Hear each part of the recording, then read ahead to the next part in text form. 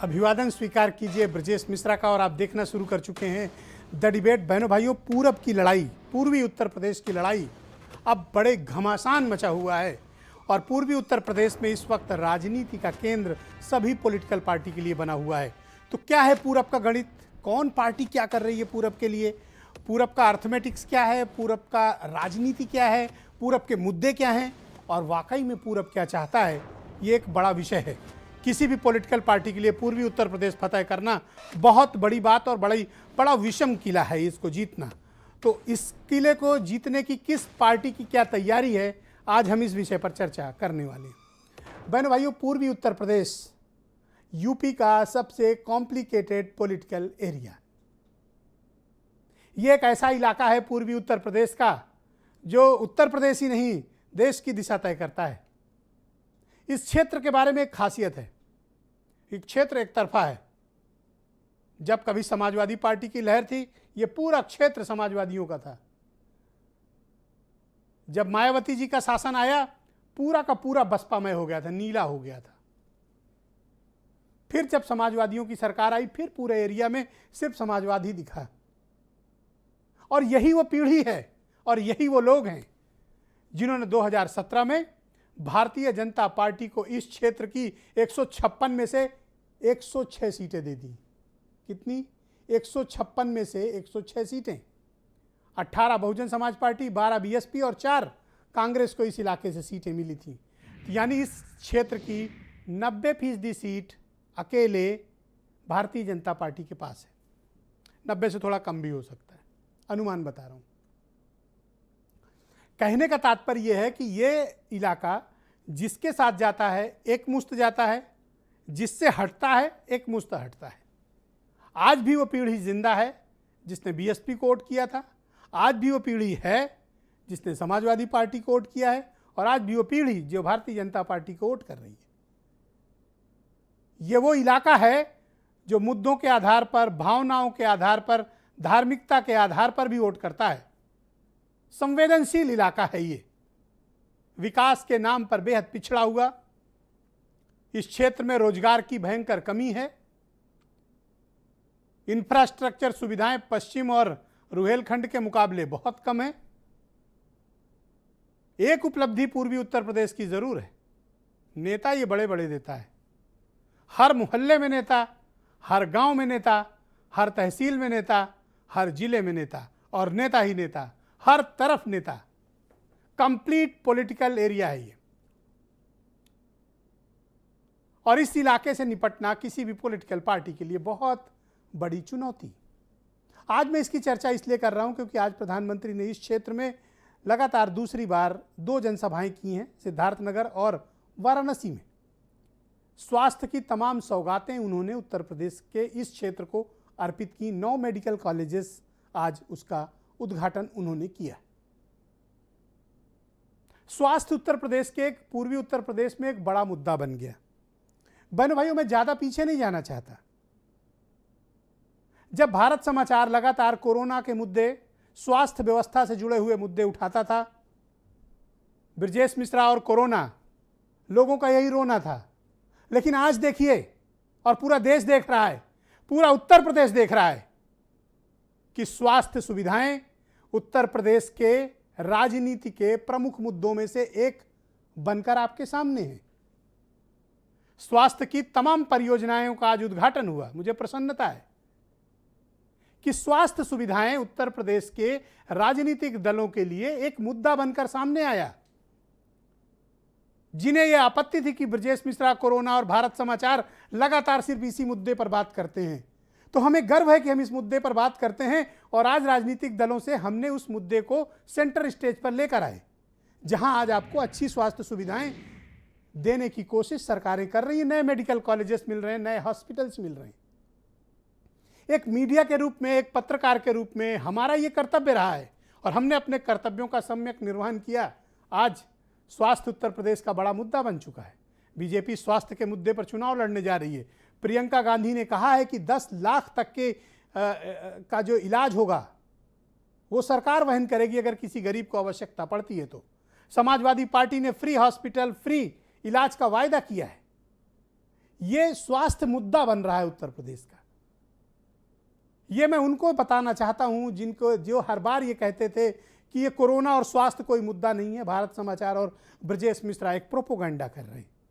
पर बहनों भाइयों, मुझे बहुत खुशी है कि स्वास्थ्य का मुद्दा उत्तर प्रदेश के लिए एक बड़ा विषय लेकर आया है और आज हमारे जनमानस को अच्छे अस्पताल मिल रहे हैं, अच्छे मेडिकल कॉलेज मिल रहे हैं। मैं चाहता हूं कि यह मुद्दा बना रहे ताकि हमारे और आपके बच्चों को, आने वाली पीढ़ियों को, मौजूदा पीढ़ी को वो न भुगतना पड़े जो कोरोना के समय में हमारे आपके परिजनों ने, रिश्तेदारों ने, दोस्तों ने, जानने वालों ने, पड़ोसियों ने, शहर के लोगों ने भोगा है और झेला है। इसलिए मुझे गर्व है अपनी टीम पर कि हम स्वास्थ्य के मुद्दे को सेंटर स्टेज पे लाने में सफल हुए और आज हजारों करोड़ की स्वास्थ्य परियोजनाएं आपको अर्पित हो रही हैं। यह वही उत्तर प्रदेश है जहां पर शमशान कब्रिस्तान, जहां हिंदू मुसलमान, जहां मंदिर और मस्जिद के बाद बातें होती थी, आज मुझे प्रसन्नता है कि यहां पर हेल्थ की बात हो रही है, स्वास्थ्य की बात हो रही, रोजगार की बात हो रही, फ्री बिजली की बात हो रही है, अच्छी सड़कों की बात हो रही है। हमें ऐसा ही उत्तर प्रदेश चाहिए और हमें ऐसा ही पूर्वी उत्तर प्रदेश चाहिए। प्रियंका गांधी सड़कों पे घूम रही हैं, खेत खेत घूम रही हैं, अच्छी बात है, ये आपको जाना चाहिए नेताओं को। और तो और आज केजरीवाल अयोध्या पहुंच गए। संजय सिंह और मनीष सिसोदिया तो पहले भी पहुंचे थे और केजरीवाल ने उत्तर प्रदेश की अपनी यात्रा ही अयोध्या से शुरू की। अभी जब मैं आपके साथ डिबेट कर रहा हूं, अयोध्या में सरयू आरती कर चुके हैं और कल रामलला के दर्शन भी करेंगे। कहने का तात्पर्य यह है कि पूरब का महत्व तो सबको पता है और पूरब की राजनीति की शुरुआत होती है अयोध्या से। कुछ बयान सुने। उत्तर प्रदेश के इतिहास में कभी एक साथ इतने मेडिकल कॉलेज का लोकार्पण हुआ हो। अब ऐसा क्यों हो रहा है? इसका एक ही कारण है, राजनीतिक इच्छा शक्ति और राजनीतिक प्राथमिकता। एक भारत और श्रेष्ठ भारत, बल्कि एक स्वस्थ भारत और समर्थ भारत के रूप में रखने का जो इस समय प्रधानमंत्री मोदी जी के नेतृत्व में वर्तमान में कार्य हो रहा है, वह अभूतपूर्व है, अभिनंदनीय है। कि आज मेडिकल कॉलेज उद्घाटन हो रहे हैं। जिस समय जनता को दवाई की जरूरत थी, जिस समय उत्तर प्रदेश की गरीब जनता को इलाज की जरूरत थी, जिस समय उत्तर प्रदेश की जनता को ऑक्सीजन की जरूरत थी, उस समय उत्तर प्रदेश की सरकार कहां थी? तो आज की चर्चा बहुत ही दिलचस्प है। मैं चाहता हूं कि इस चर्चा में आप सब सम्मिलित हों और गौर से सुने। मनोज काका समाजवादी पार्टी से, उमाशंकर पांडे कांग्रेस से, अमित पुरी बीजेपी से, doctor M H Khan BSP से, अरुण राजभर बीएसपी के नेशनल जनरल सेक्रेटरी और जाने माने पत्रकार अमिताभ भूषण मुझे ज्वाइन कर चुके हैं और वीरेंद्र सिंह जी हमारे स्टेट हेड। बहुत शुक्रिया, बहुत बहुत धन्यवाद आप सभी का। मैं आज का कार्यक्रम राजनीतिक दलों के प्रवक्ताओं के साथ शुरू नहीं करना चाहता। तो आप सोच रहे होंगे कि फिर मैं क्या करना चाहता हूँ।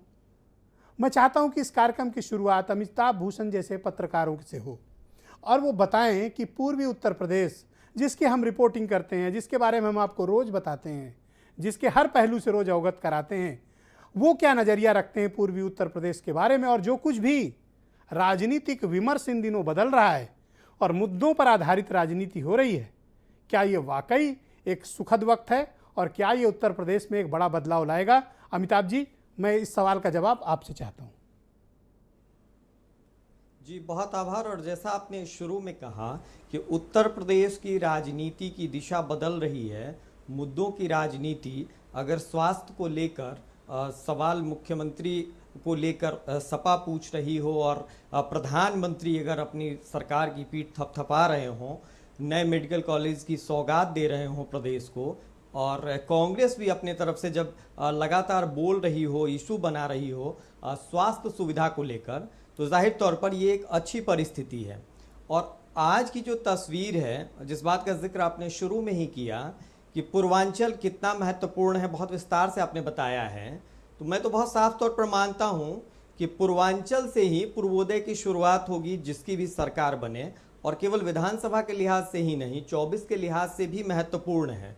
और कितना महत्वपूर्ण है कि 5 दिनों के भीतर ही 2 बार प्रधानमंत्री पूर्वांचल पहुंचते हैं, तो उससे भी बहुत साफ तौर पर जाहिर होता है। लेकिन ब्रजेश जी, सवाल ये है कि मेडिकल कॉलेज का सौगात, तमाम मिशन की शुरुआत, हरी झंडी दिखाना, आत्मनिर्भर स्वस्थ भारत अभियान जैसे परियोजनाओं का जिक्र, ये सारी बातें अपनी जगह दुरुस्त हैं।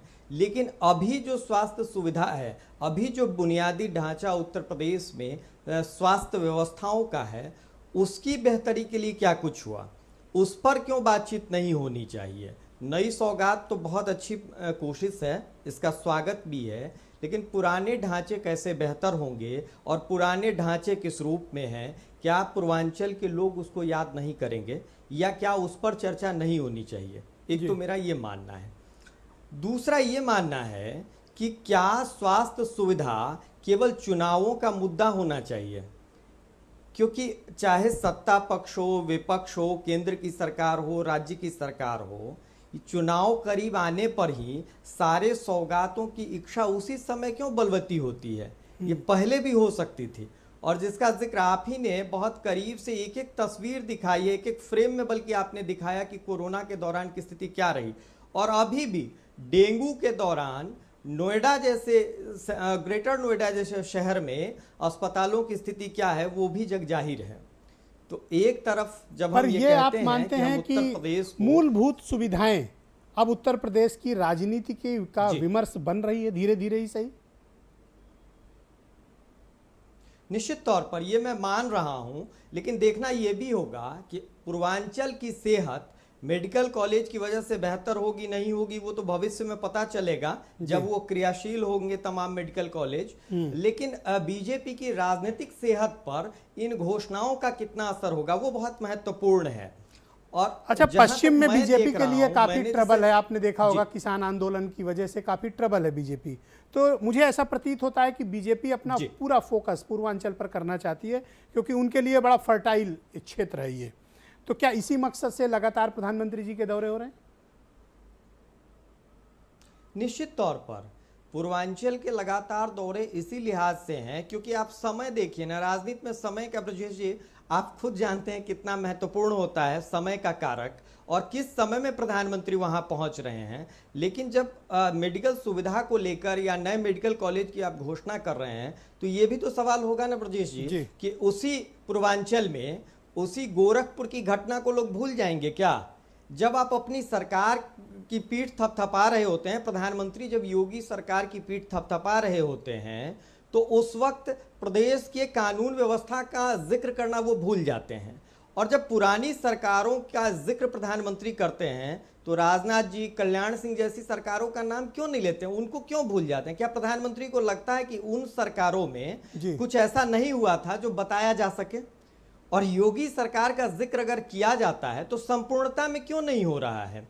पूर्वांचल के बाकी विषयों पर आप चर्चा क्यों नहीं कर रहे हैं? मेडिकल कॉलेज की जब आप चर्चा कर रहे होते हैं, काशी की चर्चा कर रहे होते हैं, आप कहते हैं काशी से आरोग्य का मंत्र निकलेगा, वो ठीक है, लेकिन आरोग्य के साथ साथ जो पीड़ा कोरोना के दौरान भोगा है उत्तर प्रदेश में, खासतौर पर पूर्वांचल ने, उस पीड़ा का क्या, उसका जवाब कौन देगा? आने वाले समय में स्वास्थ्य सुविधा बेहतर हो, ये केवल पूर्वांचल के लिए नहीं पूरे देश के लिए जरूरी है और स्वागत योग्य है।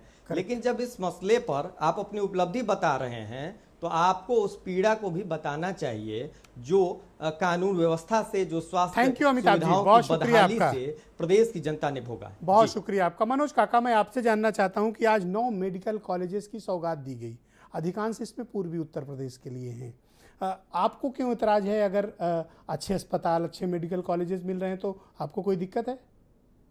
समाजवादी पार्टी अगर कोई भी जनमुखी कार्य हो जिससे जनता के जीवन में और आम जन के जीवन में कोई बुनियादी बदलाव आए, उसका समाजवादी पार्टी बहुत बड़े मन से स्वागत करती है। लेकिन जिन कॉलेजों का प्रधानमंत्री जी ने नाम लिया, मुझे लगता है कि पहली बार ही नहीं बल्कि हमेशा ऐसा होता है कि माननीय प्रधानमंत्री जी होमवर्क कम करके आते हैं। आप फतेहपुर का मेडिकल कॉलेज, अभी आपके पास तो हर शहरों में और हर कस्बों तक रिपोर्टर है, दिखवा लीजिए, क्या उसमें इलाज शुरू हो पाएगा? मैं वहां से सटे चंदौली जनपद का हूं, हमारे यहां के बाद बिहार शुरू हो जाता है। चंदौली जनपद को मेडिकल कॉलेज 2015 में ही माननीय अखिलेश यादव जी ने दिया। 250 करोड़ रुपए दिए गए, जमीन फोरफीच हुई, जमीन का अधिग्रहण हुआ, इसके बाद हमारी सरकार चली गई। उस मेडिकल कॉलेज को रोक के रखा गया, उसका शिलान्यास अब किया है जाकर के मुख्यमंत्री जी ने पिछले महीने। तो जिन लोगों के, और वहीं आप बीएचयू पर बात करिए, बीएचयू पर बिहार तक के लोग, पटना तक के लोग आते हैं बीएचयू इलाज कराने, और बीएचयू के कार्डियोलॉजी के हेड हैं डॉक्टर ओम शंकर, और तमाम डॉक्टरों ने, कई डॉक्टरों ने वहां कहा कि बीएचयू को कम से कम एम्स का दर्जा दे दिया जाए, क्योंकि इस बड़े संस्थान में नेपाल तक के और पूरे पूर्वी उत्तर प्रदेश, पूरे पश्चिमी बिहार पर ये के आप पेशेंट मानते हैं आते हैं। मनोज जी कि स्वास्थ्य एक बड़ा मुद्दा बनकर उभरा है इस कोविड काल में? स्वास्थ्य बड़ा मुद्दा उभरा है, और स्वास्थ्य जैसे बुनियादी सवालों पर जो आप कह रहे हैं कि हम टिके रहना चाहते हैं इस मुद्दे पर। राजनीतिक विमर्श में कम से कम जो लोग हिंदू मुसलमान, जो लोग रोज हिंदुओं को डरा रहे हैं, जैसे लग रहा है कि वही हिंदू के नायकत्व हैं, वही, अरे मर्यादा पुरुषोत्तम भगवान राम त्रेता से हैं साहब, और त्रेता से उनकी पूजा होती आई है। और आप बता, कम से कम आप जैसे मंच को हम लोग साधुवाद देना चाहते हैं कि आप लोगों के रोटी पर, कपड़ा पर, रोजगार पर और स्वास्थ्य जैसे बुनियादी आपकी सवालों पार्टी को के पास क्या है? अगर आप सत्ता में आते हैं तो आपके पास हेल्थ के लिए क्या है? देखिए, समाजवादी पार्टी जब सरकार में आई 2012 में, तो उत्तर प्रदेश में एमबीबीएस की सीटें 500 थी। हमने मेडिकल कॉलेज बना करके, और हम आजमगढ़ जैसे, और वहाँ पर 500 बेड का, गोरखपुर में, आप आजमगढ़ में 100 सैया का, अभी आप लखनऊ का अगर उदाहरण ले लें तो लोहिया जैसे संस्थान भी, मेदांता जैसे संस्थान जो दुनिया भर में अपने इलाज के लिए जाना जाता है, उसको भी लाने का श्रेय किसको जाता है? तो हम लोगों का तो यही मानना है कि एक स्वस्थ समाज में ही स्वस्थ मस्तिष्क, मैं अमित पुरी जी को आमंत्रित करता हूं, भारतीय जनता पार्टी के सीनियर लीडर हैं। पुरी जी, मैं देख रहा हूं कि भारतीय जनता पार्टी की राजनीतिक विमर्श में बड़ा परिवर्तन हो रहा है। मुझे याद है कि 2017 में आप लोग कहते थे काम नहीं कारनामा बोल रहा है, शमशान कब्रिस्तान जैसी बातें होती थी। But I am very happy, मैं बहुत खुश हूँ कि अब स्वास्थ्य की बात होने लगी है। आपका भी राजनीतिक विमर्श बदल गया, आपको भी ये महसूस होता है? अब आपको वो सब बातें याद कम आती हैं? ब्रिजेश जी, हम किसी विषय को कैसे देखते हैं, और सबके अपने अपने नज़रिए हैं देखने के, उसके हिसाब से हमें चीज़ें नज़र आती हैं। मैं किसी पॉलिटिकल वाइज तो अभी एक ही मनोज की आई है, लेकिन अमिताभ जी ने, बड़े सीनियर वॉइस है, उन्होंने कई चीज़ों की चर्चा की। उन्होंने कहा पुराने ढांचे में क्या हो रहा था। आप स्मरण कीजिए कि इस कोविड आने के पहले उत्तर प्रदेश में L1, L2, L3 नाम के हॉस्पिटल, टेस्टिंग की लैब्स, डिस्ट्रिक्ट हॉस्पिटल्स का अपग्रेडेशन और उन्हें मेडिकल कॉलेजेस के साथ लिंक करना, PSC, CSCs को डिस्ट्रिक्ट हॉस्पिटल्स के साथ लाइन अप करना, यह सारी चीजें कहीं चर्चा के केंद्र बिंदु में नहीं थी। किसी ने L1, L2, L3 Uttar Pradesh के पॉलिटिकल अरे तो जब कोरोना नहीं था तो L1, L2 कहां से होगा? अरे L1, L2, L3 कोई ये कोई उपलब्धि है? कोरोना जब कोरोना ही नहीं था तो L1, हमने L2 कहां से होगा? स्ट्रक्चर्स खड़े किए, आप भी कैसी बातें करते हमने हैं? स्ट्रक्चर्स खड़े किए, हमने ICUs खड़े किए, हमने बेड्स खड़े किए।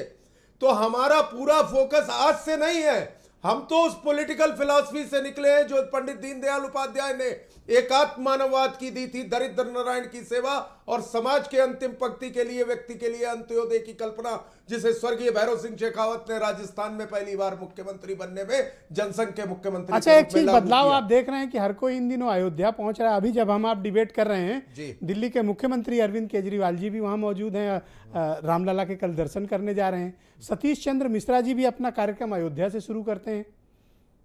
ये क्या हो रहा है? देखिए, ये हो रहा है कि जो हिंदू को, अब आपका पेटेंट नहीं रह गया अयोध्या, मुझे ये लगता है। ना आपका कॉपीराइट छीन रहा है आपसे। अच्छा, नहीं, वो ठीक है, आपने अपनी बात कही और सरकास्टिकली कही, अच्छा लगा, मैं उत्तर देता हूं। इस देश में हिंदू के नाम पर जो चिमटे से छूना नहीं चाहते थे और उसे कम्युनल करार दे देते थे, आज वो बता रहे हैं हम तो बड़े हनुमान भक्त हैं। मुलायम सिंह जी तो लगातार हनुमान चालीसा पाते ही तुरंत बैटिंग करने आ जाते। नहीं, आपने छेड़ा, मैंने तो कहा भी नहीं, मैंने तो कहा भी नहीं। जो अयोध्या में शौचालय बनवा रहे थे काशीराम जी, आज उनकी राजनीतिक वंशज कह रहे हैं कि अयोध्या में भव्य राम मंदिर बनना चाहिए। अब अरविंद केजरीवाल जी और कांग्रेस तो राम का अस्तित्व नहीं मानती थी, सुप्रीम कोर्ट में एफिडेविट देके आई थी, काल्पनिक होते हैं राम।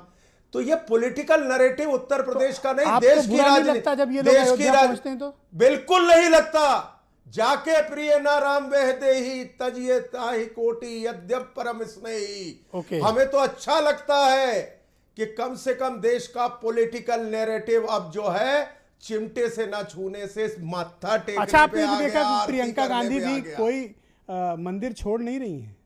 नहीं, वो तो पॉलिटिकल पिलग्रिमेज और इलेक्शन पिलग्रिमेज कांग्रेस पार्टी का एक अच्छा, बहुत आप करें तो पुराना सनातनी और वो करें तो वो धार्मिक पर्यटन। अरे हम एक लाइन की बात कहते हैं, हम तो बराबर इस बात के लिए अपमानित किए जाते रहे कि ये हाथ जोड़ने वाले लोग हैं, और हम ही क्यों हुए? आपको कोई अपमानित अच्छा, नहीं कर हम ही सकता क्यों यहाँ हैं? पर, हाँ? हम ही क्यों हैं?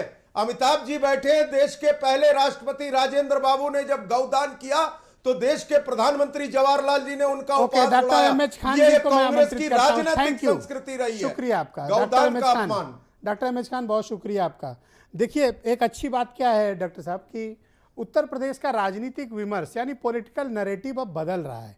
पॉलिटिकल पार्टीज को भी ये लगता है कि कोरोना के बाद का जीवन और समाज बहुत बदल चुका है। लोग मूलभूत ज़रूरतों पर ज़्यादा फोकस कर रहे हैं।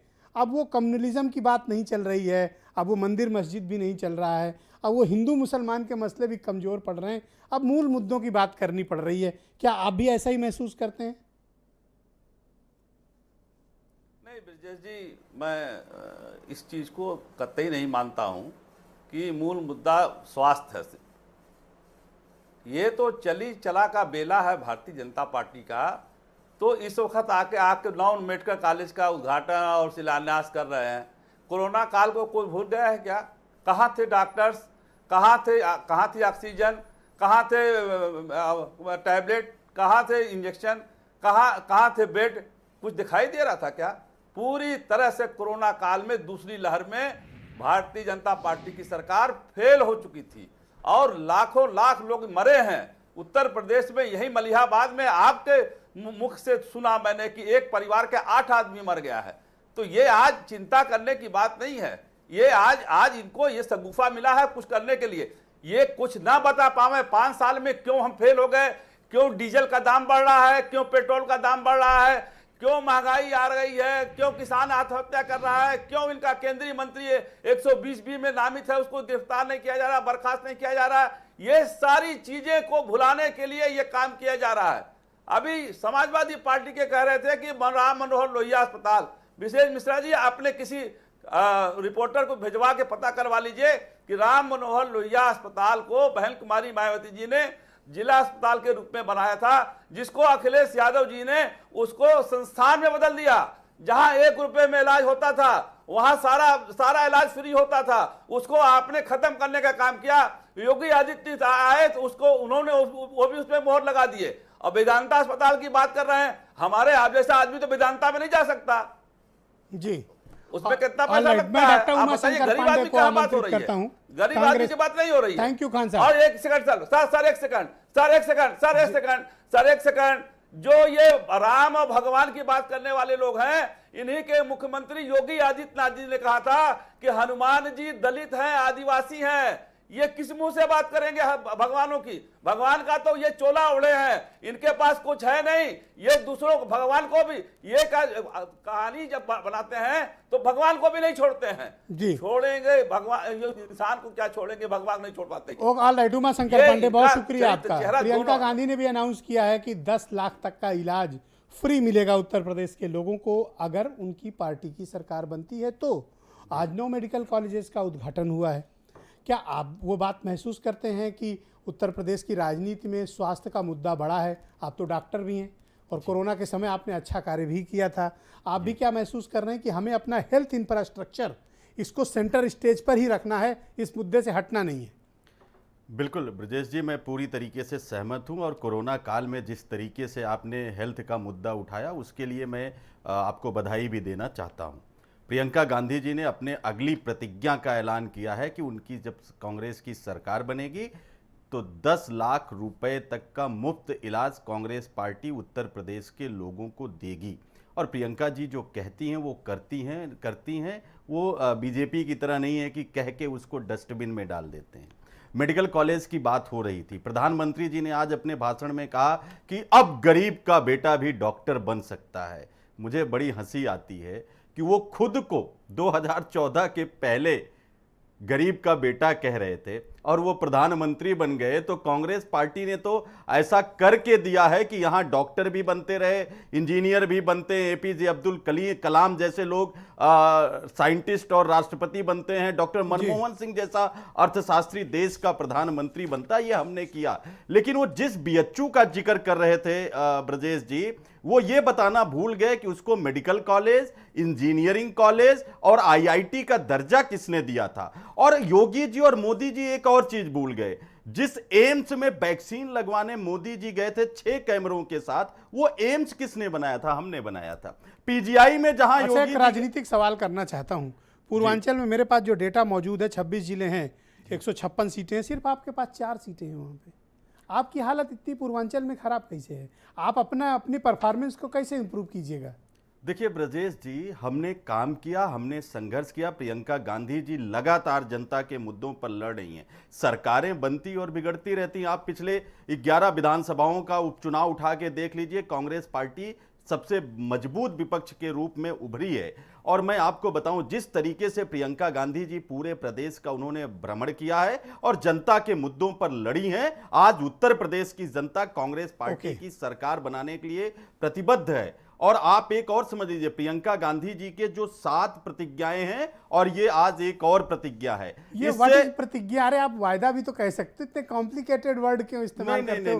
प्रतिज्ञा, इससे कुछ मतलब फीलिंग, प्रतिज्ञा कॉम्प्लिकेटेड वर्ड नहीं है। आज देखिए नरेंद्र मोदी, प्रतिज्ञा बड़ी चीज होती है। हाँ, आप समझो बात को, क्योंकि हम जो वेरी कहते हैं वो करते हैं। कांग्रेस का यही, हमने 2,500 रुपए प्रति क्विंटल धान की घोषणा की थी छत्तीसगढ़ में, वो हमने कर दिया। 2 रुपए किलो गोबर खरीदने का हमने वादा किया, तो हमने कर दिया। विजय जी, मेरी एक बात रह गई, चूंकि आपने हेल्थ का मुद्दा उठाया है। लास्ट बात देखिए, उत्तर प्रदेश में 6,000 से ज्यादा विशेषज्ञ चिकित्सकों की कमी है। आपके दर्शक अभी गूगल कर लें, कहीं फर्रुखाबाद का, कहीं फिरोजाबाद का सीएमओ चिकित्सकों की कमी का रोना रो रहा है। और किसी भी सीएससी पीएससी में पैरासीटामॉल, डिसिप्रिन, सालबुटामॉल, ये जो जान बचाने वाली दवाइयां हैं, डिसिप्रिन और सालबुटामॉल, अगर मिल जाए, इसी लखनऊ की सीएससी पर मिल जाए, मैं राजनीति छोड़ दूंगा। पिछली बार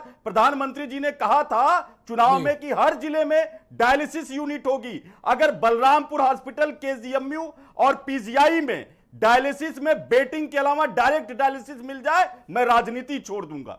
ऑल राइट, थैंक यू, बहुत शुक्रिया आपका। अभी अरुण से थोड़ी देर में हमारा संपर्क स्थापित होगा, अभी उनका फ़ोन कट चुका है। मैं वीरेंद्र जी के पास से रुक करता हूं। वीरेंद्र जी हमारे साथ जुड़ चुके हैं।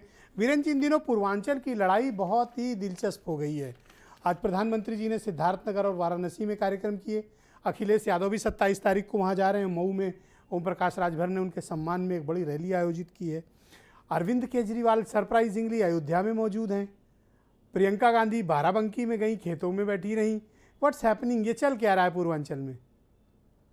बिल्कुल, देखिए, अचानक से पश्चिम की बात छोड़कर नेता पूर्वांचल की ओर रुख कर लिए हैं। ऐसा क्यों हुआ? विगत दिनों प्रधानमंत्री का 2-3 दौरा जो लगा, उससे लगता है कि पूर्वांचल पर फोकस ज़्यादा है सत्ताधारी दल का और विपक्ष का भी।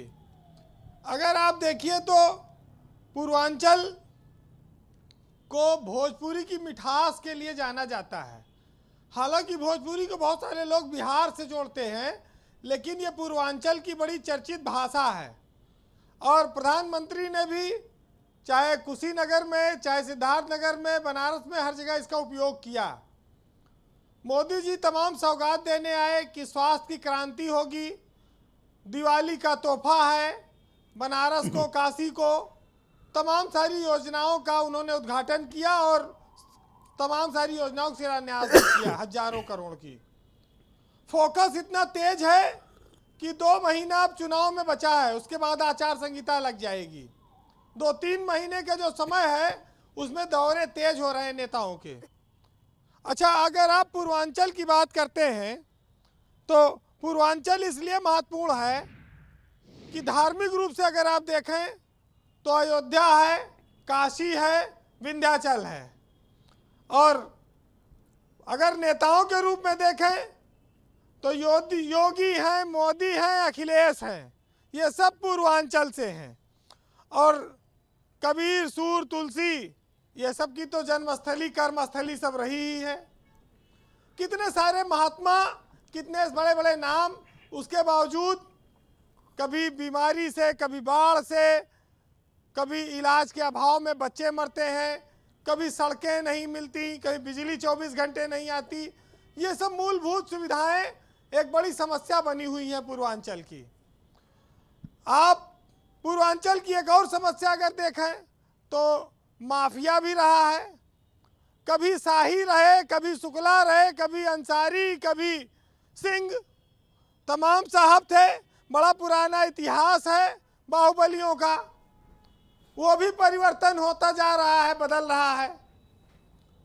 आपने एक चीज और देखी होगी कि इलाहाबाद से हल्दिया तक नदी में जहाज भी चलने वाला था, वो भी विकास की एक कड़ी है, चलेगा। पूर्वांचल में बहुत सारी संभावनाएं, बहुत सारी बातें हैं अच्छी अच्छी जी। बहुत बड़े बड़े साहित्यकार भी हुए यहाँ पर, लेकिन जो चुनौतियां हैं वो जस की तस है। उनसे निपटना होगा कि 24 घंटे पूर्वांचल को बिजली कब मिलेगी, बेरोजगारी कब कम होगी, सड़कें जो खराब हैं वो अच्छे फ्लाईओवर में और अच्छे हाईवे में, एक्सप्रेसवे में कब तब्दील होंगी। पूर्वांचल एक्सप्रेसवे बन रहा है, हो सकता है प्रधानमंत्री उसका जल्दी उद्घाटन भी करें, लेकिन उद्योगों का अभाव है। अगर आप खाद कारखाना गोरखपुर का छोड़ दें और आजमगढ़ की चीनी मिल, तो कुछ इस तरह के बड़े उद्योगों की जरूरत दिखती है कि जिसमें लाखों लोगों को नौकरी और रोजगार मिले।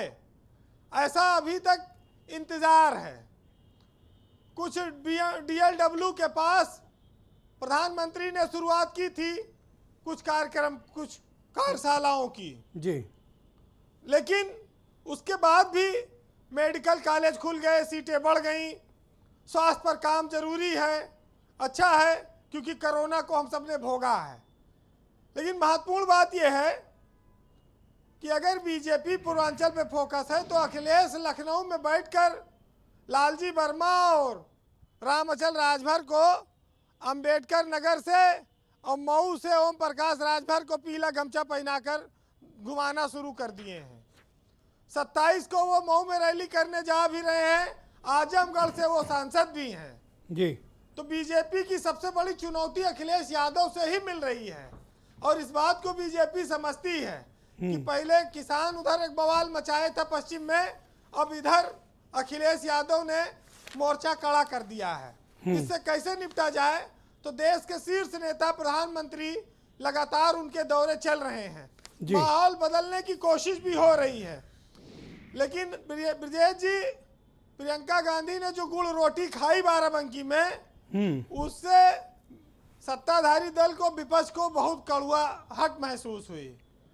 प्रियंका गांधी कांग्रेस में जान फूंकने में कामयाब नजर आ रही हैं और इसका असर यह होगा कि अगर कांग्रेस उत्तर प्रदेश में अकेले लड़ गई तो एक तो ये संगठन खड़ा कर ले जाएगी, दूसरा कुछ नेता हर मंडल में इसके बड़े नेता इसको मिल जाएंगे, जिनको दूसरे दल से टिकट नहीं मिलेगा, आखिरी दम पे भाग के कुछ तो आएंगे जी। तो कांग्रेस एक बड़ा निशान रहेगा।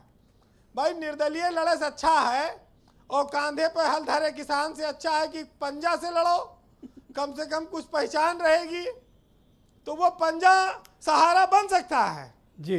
तो पूर्वांचल की देखिए मैंने कितनी सारी चीजें आपको गिनाई, बहुत गिनाई है ना। क्योंकि बात चुनाव की है, 5 साल में एक बार मौका आता है, जनता निर्णय करे कि माफिया राज से, गुंडा राज से मुक्ति चाहिए, विकास चाहिए, रोजगार चाहिए, बिजली चाहिए, कौन उसके लिए बेहतर हो सकता है। बहरहाल जी, उत्तर प्रदेश के बारे में कहा गया, ब्रजेश जी एक साहित्यकार ने बहुत सुनहरा लिखा है कि मैं उत्तर प्रदेश हूँ। उसकी आगे की लाइन आपको सुनाता हूँ कि किताबों से हो या महबूबा से इश्क देखना हो तो इलाहाबाद आइए, और रौनक देखनी हो अगर पुराने बाजारों की तो कभी अमीनाबाद आइए, और आओ बनारस की सकरी गलियों में प्राचीनता मेरी दिख जाएगी और लखनऊ की चौड़ी सड़कों पर नवीनता भी मेरी दिख जाएगी। और खुद में समेटे मैं हर परिवेश हूँ, हाँ मैं उत्तर प्रदेश हूँ। वाह वीरेन जी वाह, बहुत शुक्रिया आपका, बहुत बहुत धन्यवाद अपने विचार प्रस्तुत करने के लिए। बहनों भाइयों, माइक्रो ब्लॉगिंग वेबसाइट कू पर हमने अपने दर्शकों से इस पूरे मामले को लेकर कुछ सवाल आमंत्रित किए थे। उसमें से 2 सवाल मेरे पास आए हैं। एलेक्स थॉमस हैं, उन्होंने एक सवाल किया कि पुरानी घोषणाएं जो की गई थी, ये घोषणाएं कब पूरी की जाएंगी। ये कू पर हमें सवाल आया है। दूसरा सवाल अमोल मोरे का है, जो उन्होंने कहा कि 2021 में जो वायदे किए गए थे, पूर्व में जो वायदे, उन वायदों को कब पूरा किया जाएगा। लोग वायदे कब पूरे होंगे और घोषणाएं कब पूरी होंगी, ये कू पर हमसे सवाल कर रहे हैं। उन सवालों को हम आपके समक्ष प्रस्तुत कर रहे हैं और इन सवालों का जवाब भी पॉलिटिकल पार्टी से लेने की कोशिश करेंगे। मैं अब सीधे रुख करता हूं अरुण राजभर का, SBSP के नेशनल जनरल सेक्रेटरी हैं। अरुण, बहुत स्वागत आपका। अरुण, मैं आपसे जानना चाहता हूं कि आज सिद्धार्थनगर और वाराणसी में बड़ी रैली करके बीजेपी ने ये बता दिया है कि SBSP उनके सामने कुछ नहीं है। अब आपकी 27 तारीख की रैली पर बड़े प्रश्न चिन्ह खड़े हो गए हैं। देखिए, जिस दरवाजे से भारतीय जनता पार्टी सत्ता की तरफ बढ़ी थी, उस दरवाजे को हमने बंद करके समाजवादी पार्टी की तरफ खोल दिया। अब उनका दरवाजा जब बंद हो गया सत्ता तक जाने का, तो वो घबराए हुए हैं, बौखलाए हुए हैं और यहां तक कर रहे हैं कि कार्यक्रम जहां हम करने जा रहे हैं, ये पूरी ताकत लगा दिए हैं कि हमारे कार्यक्रम को परमिशन ना मिल पावे। जो जमीन पर हम कार्यक्रम करने जा रहे हैं, उस जमीन जो जिसकी जमीन है वो दे ना पावे। इन्होंने बहुत सारी तिकड़म फैलाई, लेकिन इनका कोई तिकड़म सफल नहीं होगा। कार्यक्रम ऐसा होगा कि माननीय प्रधानमंत्री से भी डबल कार्यक्रम, उनसे तिगुना चौगुना भीड़, पूर्वांचल की जनता इकट्ठा हो। पर इतने भीड़ लाएंगे कहां से? आप इतने बड़े बड़े जो दावे कर रहे हैं, इतनी भीड़ लाएंगे कैसे? आपके पास लोग कहां हैं? अब आपको 27 तारीख को भीड़ दिखेगी और कहां से लोग आएंगे? ये अमेरिका से नहीं आएंगे, ये जापान से नहीं आएंगे, ये आजमगढ़, मऊ, बलिया, गोरखपुर, देवरिया, कुशीनगर, महाराजगंज, संतकबीर नगर, सिद्धार्थनगर, गाजीपुर, बलिया, चंदौली से आएंगे, दूर से नहीं आएंगे। ये पूर्वांचल के ही इलाके से लोग आएंगे। क्या मैं मानूं कि ये आपकी ताकत का पहला प्रदर्शन करने जा रहे हैं 27 तारीख को? नहीं सर, ये ताकत नहीं, हम तो बहुत सारी ताकत दिखाए हैं। भारतीय जनता पार्टी को यह खबर हो गई है कि हम हट गए हैं तो अब उनकी सरकार नहीं बनेगी और वो हमें कमजोर करने के लिए प्रचारित कर रहे हैं। तो 27 अक्टूबर को यह स्पष्ट हो जाएगा कि उत्तर प्रदेश का जनादेश किधर जा रहा है और उत्तर प्रदेश का पूर्वांचल की जनता अब किसके साथ खड़ी हो गई है। आपके मंच पर मुख्य अतिथि कौन होंगे? देखिए, हमारे मंच पर माननीय अखिलेश यादव जी, समाजवादी पार्टी के राष्ट्रीय अध्यक्ष एवं पूर्व मुख्यमंत्री उत्तर प्रदेश होंगे और पूरे पूर्वांचल में यह संदेश घर घर पहुंच गया है कि भारतीय जनता पार्टी के झूठ का पोल अब 27 पर अरुण, मैं एक बात समझ नहीं पाया, थोड़ा मुझे एजुकेट करें आप, मुझे थोड़ा सा समझाएं कि कल तक जो बीजेपी करने वाले लोग, यानी आपकी पार्टी, अब अचानक से आपने कौन सी प्रतिज्ञा ठान ली कि अखिलेश यादव को मुख्यमंत्री बनाना है? ये कैसे राजनीतिक चमत्कार आप लोग कर लेते हैं? देखिए, जिन पिछड़ों को आगे करके भारतीय जनता पार्टी ने वोट लेने का प्रयास किया, 4.5 साल तक उनका सिर्फ चिट्ठी तक नहीं लिख पाया, चिट्ठी तक का भी कार्रवाई नहीं हुई। माननीय डिप्टी सीएम साहब भ्रष्टाचार का चिट्ठी सीएम को लिखते हैं और आज तक उस सीएम के चिट्ठी, जो डिप्टी सीएम के चिट्ठी पर कोई कार्रवाई नहीं। उत्तर प्रदेश में जो भ्रष्टाचार है, उत्तर प्रदेश में जो बेरोजगारी है, उत्तर प्रदेश में जो महंगाई है, उत्तर प्रदेश में जो किसानों की आय दुगना करने आए तो महंगाई दुगना कर दिए, सरसों का तेल दुगना कर दिए, डीजल पेट्रोल का दाम दुगना कर दिए। पर अरुण, एक बात सुने, बीजेपी तो अरुण जी, बीजेपी तो कहती है कि वो पिछड़ा समाज के नेताओं का बड़ा सम्मान करती है, आपके पिता का भी बहुत सम्मान करती है। यही सम्मान किया था कि हम वहां गए थे समाज को हिस्सा दिलाने के लिए। वहां अपने यहाँ पिछड़े नेता हैं, वहां तो उनको लोडर बना दिया, वो बैठा दिया स्टूल पर और अपने बैठ गए सोफा पर। यही तो सम्मान पिछड़ों का किया। न तो पिछड़ों की जातिवार जनगणना कराने का फैसला किया, ना सामाजिक न्याय समिति की रिपोर्ट लागू करने का फैसला किया और ना उत्तर प्रदेश में नौकरी देने का काम किया। 69,000 शिक्षक भर्ती का उदाहरण भी सामने है। तो आप लोग सुरेंद्र सिंह के बयान को इतना मुद्दा क्यों बनाए हुए हैं?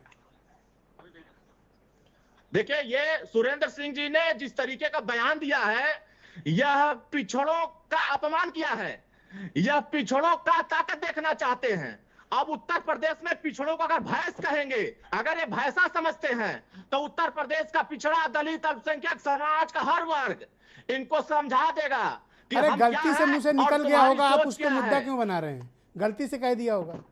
देखिए, ये गलती से नहीं, वो जानबूझकर भारतीय जनता पार्टी बुलवा रही है। वो माननीय ओम प्रकाश राजभर जी से बौखलाई हुई है। वो समाजवादी पार्टी, भारतीय समाज पार्टी गठबंधन से पगला गई है देख करके कि उत्तर प्रदेश की जनता अब माननीय अखिलेश यादव जी को सीएम बनाने जा रही है, माननीय ओम प्रकाश राजभर के साथ खड़ी हो गई है। इतना उत्तेजित क्यों हैं आप? झलक रही है। इतना उत्तेजित क्यों है? नहीं, उत्तेजित नहीं है। अगर वो पिछड़ों को भैंसा कहेंगे तो क्या हम भैंसा नजर आते हैं? नहीं, आप मेरे आप हम सब जैसे हैं। आपका बड़ा आदर है, आप ऐसी बात क्यों करते हैं?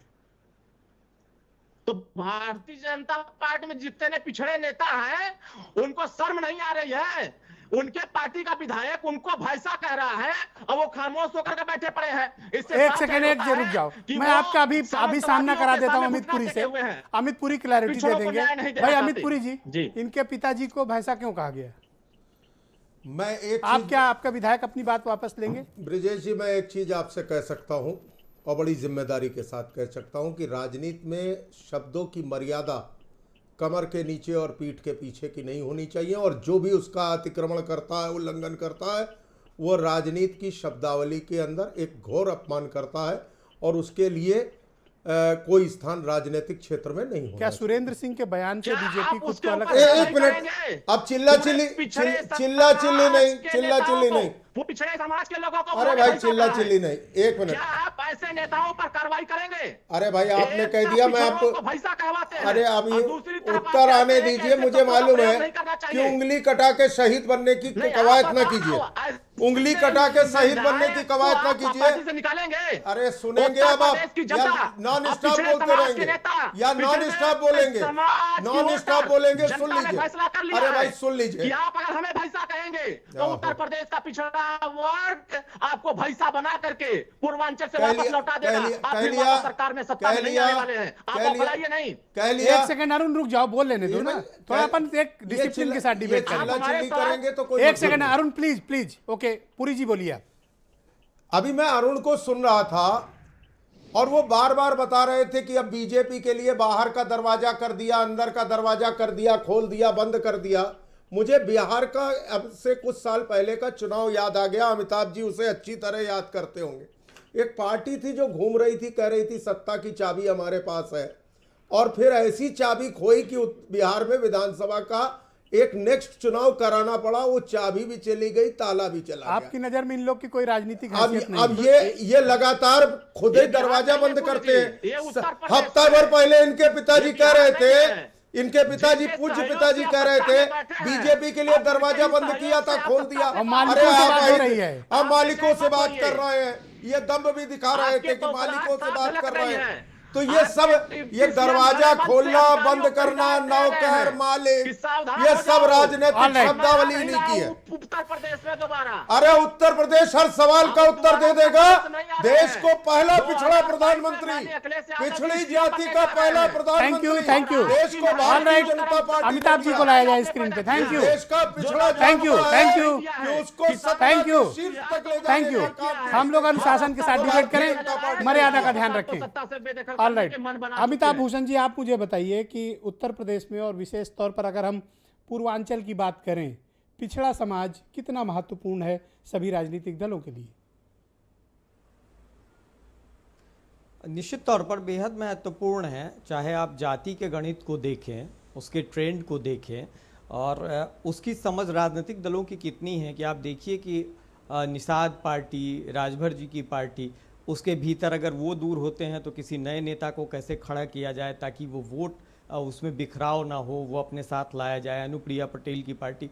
तो ये सारी जो गुणागणित है, ये सब इसीलिए है क्योंकि पूर्वांचल की राजनीति में जाति यथार्थ है और जाति की संख्या है। जिन जातियों की संख्या है उनका क्या महत्व है लोकतांत्रिक तरीके की राजनीति में, वो पार्टियां बेहतर समझती है। और इसीलिए आप दलों को भी देखिए, जाति आधारित दल खड़े होते हैं और फिर जाति आधारित दलों का समन्वय होता है राष्ट्र और व्यक्ति और विचार और पता नहीं क्या क्या कहने वाले दलों के साथ। और फिर जो लोग जाति विरोधी होने का दावा करते हैं, जो समाज की राजनीति की बात कहते हैं, वो भी जाति आधारित पार्टियों से संबंध बनाते हैं और उसके आधार पर अपने गुणागणित को तय करते हैं। तो जाति वहां का यथार्थ है और बेहद महत्वपूर्ण है। जी, मैं मनोज काका को आमंत्रित करता हूं, समाजवादी पार्टी के प्रवक्ता हैं।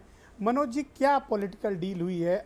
समाजवादी पार्टी और एसबीएसपी की कस्में खा रहे हैं, प्रतिज्ञा कर रहे हैं अरुण राजभर की, अखिलेश यादव को मुख्यमंत्री बनाए बिना बैठेंगे नहीं। ऐसा क्या आपने इनके अंदर इंजेक्ट कर दिया कि इनकी बोली भाषा तरीका ही बदल गया?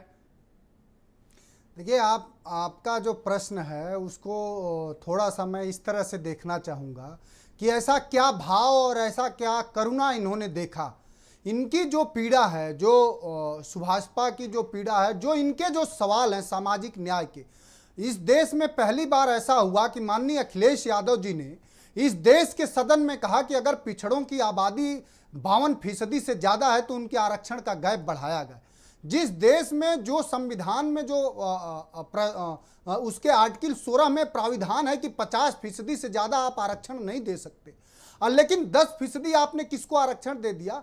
तो जो सवाल वंचितों को, दमितों को, उनको आर्थिक रूप से, राजनीतिक मैंने रूप से पॉलिटिकल डील पर सवाल किया था और आपने तो पूरा एक लेक्चर दे मारा। नहीं, लेक्चर की बात नहीं, सांस्थानिक रूप से उनका अधिकार देने का है, वही सवाल समाजवादी पार्टी का है। और कितना आपने कहा कि वो आज बहुत उत्तेजित दिख रहे हैं, अरुण उत्तेजित नहीं है, अरुण उत्साह में है आज। और उत्साह में इसलिए है साहब, आप समाजवादी पार्टी के प्रवक्ता हैं कि एसबीएसपी के हैं? नहीं, मैं आप उनको क्यों डिफेंड कर रहे हैं? नहीं, डिफेंड की बात नहीं है, डिफेंड का बात नहीं, वो हमारे साथी हैं और वैचारिक रूप से और सामाजिक रूप से और राजनीतिक रूप से भी 3-4 दिन पहले ही हुआ। इसके पहले कहां साथ थे? इसके पहले तो कहते थे कि बीजेपी वालों से बात हो रही है। आपके ही मंच पर जब ये सरकार में थे, जो कैबिनेट मिनिस्टर और उनके घर का एक दरवाजा की सड़क न बन पाए, खड़ंजा न लग पाए, लेकिन इन्होंने देखा और पूरे समाज ने देखा कि अब खड़ंजा ही नहीं बल्कि ओम प्रकाश राजभर के कहने पर समाजवादी पार्टी की सरकार में एक्सप्रेसवे तक बनेगा। उमाशंकर पांडे, आप कुछ कह रहे थे, उस वक्त आपकी बात रह गई थी। आप अपना सवाल, यही हमारा इनका स्वाभाविक गठबंधन। थैंक यू मनोज जी, शुक्रिया। देखिए ब्रजेश जी, निश्चित रूप से ये दुर्भाग्य है कि हम जाति और धर्म की लड़ाई लड़ते रहे और क्या हुआ उत्तर प्रदेश में। इसी 15 अक्टूबर को ब्रजेश जी, 26 जनवरी 1950 को संविधान लागू हुआ था और तब से लेके आज तक 33 साल, पिछले 15 अक्टूबर को उत्तर प्रदेश में गैर कांग्रेसी सरकार और कांग्रेसी सरकार बराबर दिन रह गई थी। 33 वर्ष 222 दिन हम उत्तर प्रदेश में शासन किए और 33 साल 232 दिन आज की डेट में, यानी कि गैर कांग्रेसी सरकारों ने शासन किया। आप चर्चा कर रहे हैं मेडिकल कॉलेजेस की, मैं आपको बताता हूं कि जो 33 साल 222 दिन कांग्रेस की सरकार रही और जो 33 साल 232 दिन गैर कांग्रेसी सरकार रही, कितना अंतर है। जाति और धर्म के बंटवारे ने उत्तर प्रदेश का कबाड़ निकाल दिया। हमने आईआईटी कानपुर जैसे संस्थान दिए, हमने पीजीआई लखनऊ जैसे संस्थान दिया, हमने 21 चीनी मिलें उत्तर प्रदेश में लगाई, हमने कानपुर का इमली मिल दिया। तमाम तरीके के जो 32 साल पहले की बात बता रहे हो। मैं बता रहा हूं ना, लेकिन इन लोगों ने क्या किया, मायावती जी ने क्या किया, 21 चीनी मिलों को औने पौने दामों में बेच रहा हूं। एक भी इंडस्ट्री उत्तर प्रदेश में नहीं लगाई गई, एक भी। आप सभी का धन्यवाद, धन्यवाद। सीधे एमएच खान साहब के पास चलते हैं। तीसरा, thank you, no thank you, please please, all right. Priyanka Gandhi ji कर रही हैं ब्रजेश, मैं दूंगा समय, उसके बाद अगर समय बचता है तो ले लीजिएगा। कर रही है वो अभी रुक जाइए, एक सेकंड रुकिएगा। परिवर्तित कर रही है doctor MH Khan, thank you. महिलाओं को सशक्तिकरण, Umashankar ji please cooperate. Priyanka Gandhi ji, Umashankar ji please cooperate, लोगों को जाति और प्लीज धर्म कोऑपरेट, से प्लीज। विकास की thank you, thank you doctor MH Khan. आज मैंने एक अजब सीन देखा सर, एक अजब दृश्य देखा आज अखिलेश यादव की प्रेस कॉन्फ्रेंस में। आपकी पार्टी की दो बड़े दिग्गज नेता लालजी वर्मा और राम अचल राजभर, दोनों मौजूदा बीएसपी के विधायक, आपकी पार्टी छोड़कर समाजवादी पार्टी चले गए। नंबर 2 और नंबर 3 आपका दामन छुड़ाकर सपा में चले गए। आपको इस बात का एहसास है कि आपने क्या खोया है? नहीं ब्रजेश जी, देखिए, रामाचल राजभर जी का इतिहास जान लीजिए और वर्मा जी का जान लीजिए। रामाचल राजभर जब बहुजन समाज पार्टी में आए थे तो ग्राम प्रधान भी नहीं थे। अब वो एक शब्द है, बहुत खराब नहीं कहना चाहता हूं, लेकिन जो कुछ भी बने रामाचल राजभर बहुजन समाज पार्टी ने बनाया, बहन कुमारी मायावती जी ने बनाया। आप क्या कहना चाहते हैं? उनको एमएलए बनाया, उनको मिनिस्टर बनाया। नहीं, क्या कहना चाहते हैं? नहीं, मैं कह रहा हूं, ये क्या कहना चाहते हैं आप? कहना क्या चाहते हैं? मैं कहना ये चाहता हूं कि ये पिछड़ी जाति के थे, इनको बहन जी ने सर पर बैठाया, इनको प्रदेश अध्यक्ष तक बनाया, इनको राष्ट्रीय महासचिव भी बनाया, इनको कई प्रांतों का कोऑर्डिनेटर भी बनाया। लेकिन जब पार्टी में अनुशासनहीनता आप करेंगे तो पार्टी ने निकाला इनको है या गए नहीं है, इनको दोनों लोगों को निकाला है। अब वो चाहे समाजवादी पार्टी में जाए, चाहे बीजेपी में जाए, चाहे एमआईएम में चले जाए, हमसे क्या लेना देना है? हमने उनको निकाला है, वो निकले नहीं, अपने आप नहीं गए। सब साथी आपसे बिछुड़ रहे हैं, आपको दुख नहीं हो रहा है? साथी कोई, देखिए, मुझे हमारी पार्टी में जो अनुशासन में रहेगा वो रहेगा, जो अनुशासनहीनता करेगा। भाई, राज्यसभा के चुनाव में इन लोगों ने अनुशासनहीनता किया, वरना हमारी पार्टी का राज्यसभा हो जाता। तो आप पार्टी कोई भी हो या घर कोई हो, उस घर में अगर अनुशासन नहीं रहेगा तो न घर चलेगा न पार्टी चलेगी। एक राज्यसभा सांसद तो बीजेपी ने आपका बनवा दिया था खान साहब, क्यों रिटर्न गिफ्ट ले लिया और भूल गए? भैया आप देखिए पांडे जी, आप सुनिए पांडे जी, आप तो अभी बात पूछ लूंगा तो आप बहुत तकलीफ में आ जाओगे। अच्छा, आप कांग्रेस की बात दिखाओ, पूछ के दिखाओ, आ जाओगे, पूछ के दिखाओ खान साहब, तकलीफ पे आ जाओगे, पूछ के दिखाओ। मैं तो चुनौती देता हूँ, पूछ के बता रहा हूँ सच्चर, अरे पूछ के दिखाओ। ये सच्चर पूछ रहा हूं इनसे। सच्चर कमेटी की रिपोर्ट आई थी जिसमें 62 पॉइंट आए थे, और जिसमें कहा गया था कि मुसलमानों की दशा दलितों से बदतर है। एक पर काम नहीं किया कांग्रेस पार्टी ने। और कितना मुसलमानों को दबाओगे भाई?